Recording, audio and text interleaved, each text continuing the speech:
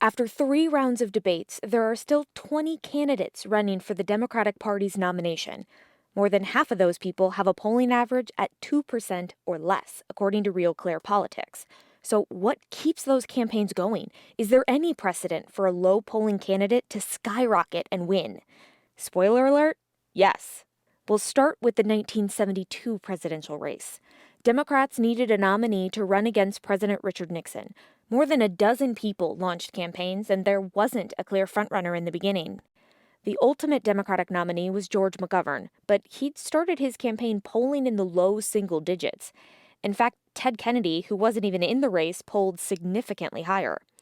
The New York Times reported at the time that McGovern's long-shot odds actually fueled his campaign.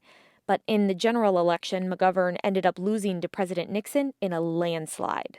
A similar thing happened in the Democratic primary 4 years later in 1976. The crowded field included more than a dozen candidates. Before the presidential primaries, Jimmy Carter was polling at less than 1%. But his campaign focused on competing in every state and winning the early primaries and caucuses, a strategy that was both revolutionary at the time and successful. Carter clinched the nomination before the Democratic convention, and he went on to beat President Gerald Ford in the general election. The 1992 election season gave Democrats another nominee who started polling in the single digits, Bill Clinton.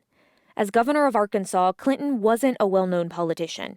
The person drawing the highest early poll numbers was New York Governor Mario Cuomo, who never actually entered the race for president. Clinton lost the key early states of Iowa and New Hampshire, but Super Tuesday gave his campaign a big lift. He got enough support to secure the Democratic nomination before the convention, and he beat President George H.W. Bush in November. Then, of course, there's the unlikely candidacy of President Donald Trump. When he entered the crowded Republican field, he was polling in the single digits.